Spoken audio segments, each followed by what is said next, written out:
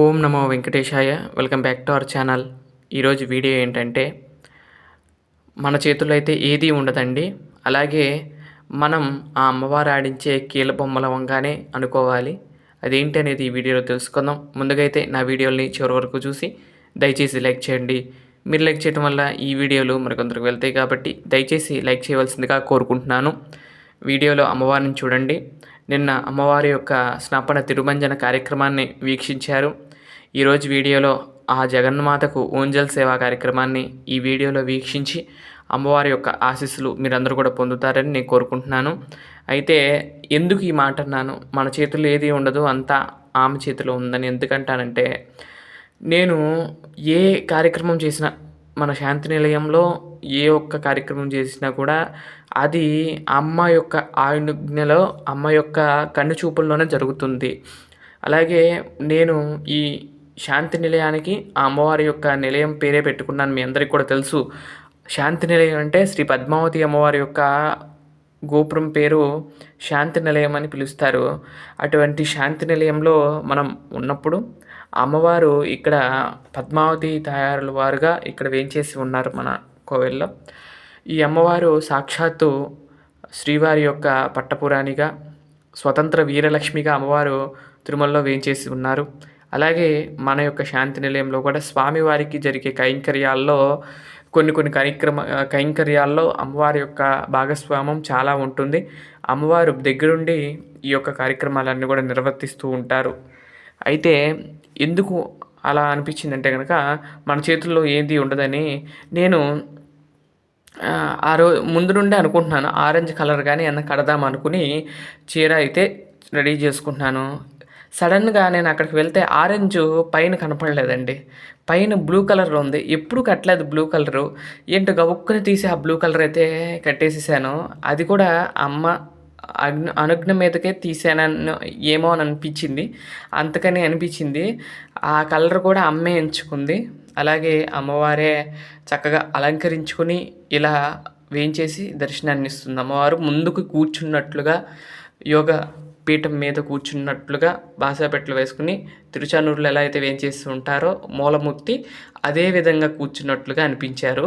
ఆ చిరునవ్వు చూడండి, అసలు అమ్మవారి యొక్క చిరునవ్వు చూస్తుంటే అసలు అక్కడే మైమరిచిపోతామా అన్నట్లుగా అనిపిస్తుంది. అంటే అంత సుందరంగా ఉంది తిరుచానూరు పద్మావతి అమ్మవారు.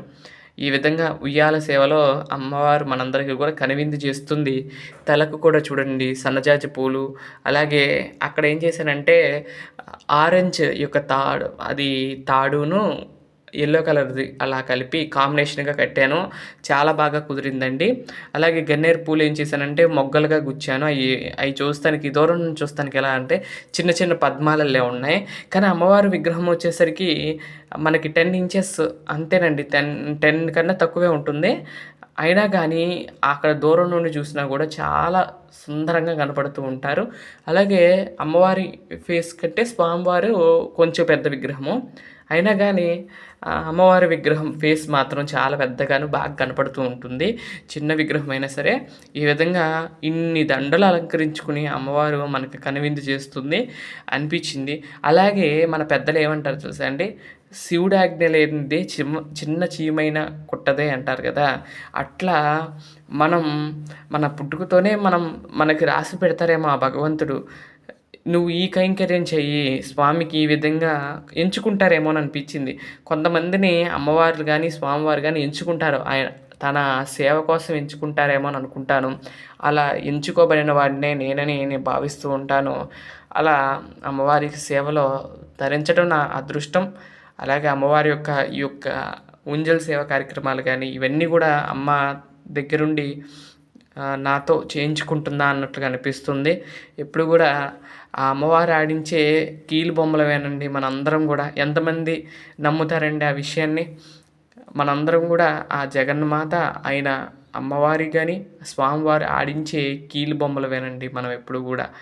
ఎప్పుడైతే మనం అమ్మవారిని పూజించి స్వామిని పూజిస్తామో ఎటువంటి కష్టాలున్నా కూడా తీరిపోతాయి. అది మాత్రం 100% న్యాయము. అది మాత్రం నేను ఎన్నోసార్లు చెప్తాను. ముందు అమ్మను పూజించండి.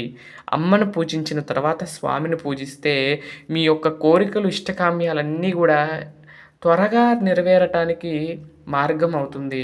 అమ్మను పూజించి తర్వాత స్వామిని పూజించినట్లయితే మనందరి యొక్క ఇష్టకామ్యాలన్నీ కూడా తీరుతాయి అమ్మవారి యొక్క దయతో. ఈ విధంగా అమ్మవారికి, స్వామివారికి విశేషమైన పూజా కార్యక్రమాలు ప్రతినిత్యం కూడా మన శాంతినిలయంలో జరుగుతూ ఉంటాయి. ఈ శ్రావణమాస విశేష ఉత్సవాల్లో భాగంగా అమ్మవారికి శుక్రవారం నాడు ఉదయం అభిషేకము, సాయంత్రం ఊంజల్ సేవ కార్యక్రమాలు వస్తున్నాయి. తప్పకుండా ఈ 2 వీడియోలు మీరు బాగా ఆదరిస్తున్నారు. అమ్మవారిని మీరు మాత్రం బాగా చూస్తున్నారు. మీ యొక్క అదృష్టం అండి. అది ఒక మన పూర్వజన్మ సుకృతంగా భావిస్తాను. అమ్మవారి దర్శనం చేసుకోవటం అద్భుతం అయితే, అమ్మవారు రావటం, మన శాంతి నిలయానికి రావటం కూడా చాలా అద్భుతంగా జరిగింది. అనుకోకుండా తీసుకొచ్చిన విగ్రహం ఇంతమందిని మీకు ఇక్కడే ఒక పక్కన ఫోటో యాడ్ చేస్తాను చూడండి.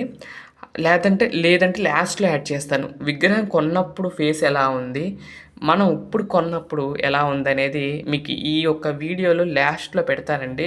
తప్పకుండా వీడియోని స్కిప్ చేయకుండా చూడండి. ఎంత తేడా వచ్చిందో చూడండి. అమ్మవారు మనం పూజిస్తే, మనం అభిషేకిస్తే మన దగ్గర వచ్చి కూర్చుంటారు అనే నిదర్శనం ఆ విగ్రహాన్ని మీరు చూస్తే మీకు అర్థమవుతుంది. నేను ఆ ఫోటో మీకు యాడ్ చేస్తాను చివర్లో. ఎలా మారిందనేది కూడా చెప్తాను.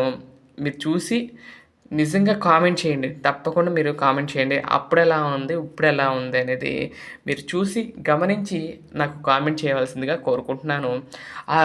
ఇగోండి ఇంత దూరం నుండి చూసినా కూడా ఆ చిన్న చిరునవ్వు మాత్రం జరగట్లేదండి. ఎంత దూరం నుంచినా కూడా అమ్మవారు స్పష్టంగా తన చిరునవ్వును మనకి ప్రకటిస్తూ ఉంది. అంత అందంగా ఉందండి. అలాగే ఆ ముక్కుకు పెట్టుకున్న ఆ ముక్కెర కూడా చూడండి దగదగ మెరిసిపోతూ మనకి దర్శనాన్ని ఇస్తుంది. అమ్మవారి యొక్క చిరునవ్వులు ఈ అమ్మవారిని చూస్తూ ఉంటుంటే కనుక మనం మైమరిచిపోతామండి. నేనైతే గనక అమ్మవారిని చూస్తూ ఉంటుంటే అలా మైమరిచిపోతూ కూర్చుంటానండి. ఎందుకంటే ఆ చిరునవ్వు ఒక ఎలా అంటే మన మాతృమూర్తి ఎలా అయితే నవ్వుతుందో అంత కరుణతో అమ్మవారు మనల్ని చూస్తూ మనల్ని అనుగ్రహిస్తూ ఉంది. ఎంత అందంగా ఉందండి అమ్మవారు. అయితే అమ్మవారికి కొన్ని నగలే అలంకరించానండి. ఎక్కువ కూడా అలంకరించలేదు. కొన్ని అలంకరించాను. అలాగే అమ్మవారికి ఇక్కడ నూతన ప్రభావళి చేశాను. అంటే మకర తోరణం చేశా కదండీ! ఆ మకర తోరణాన్ని కూడా ఇక్కడ అలంకరించడం జరిగింది. మొన్న మొదటి రోజు గరుడ వాహనం రోజు శ్రీవారికి అలంకరించాను. తర్వాత ఇప్పుడే అలంకరిస్తున్నాను చూడండి. ఈ విధంగా అలంకరించి ఇచ్చాను. అలాగే ఇప్పుడు దాకా ఊంజల్ సేవ కార్యక్రమం అయితే జరిగింది అంగరంగ వైభవంగా.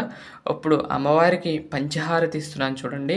పంచహారతి తర్వాత కర్పూర దివ్య మంగళ నీరాజనాలతో అమ్మవారి యొక్క ఈ ఊంజల్ సేవ కార్యక్రమాన్ని అంగరంగ వైభవంగా జరుపుకోవటం జరిగింది. మీ అందరూ కూడా చూశారని, అమ్మవారి యొక్క ఆశీస్సులు మీ అందరూ పొందుతారని నేను మనస్ఫూర్తిగా కోరుకుంటున్నాను.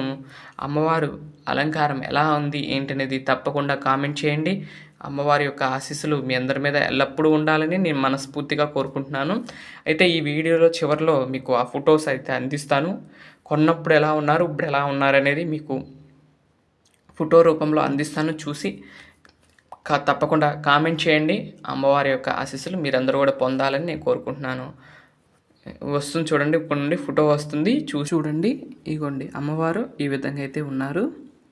ఇదండి ఈరోజు వీడియో. మరొక మంచి వీడియోతో రేపటి వీడియోలో కలుస్తాను. అంతవరకు సెలవు. నమస్కారం. ఓం నమో వెంకటేశాయ.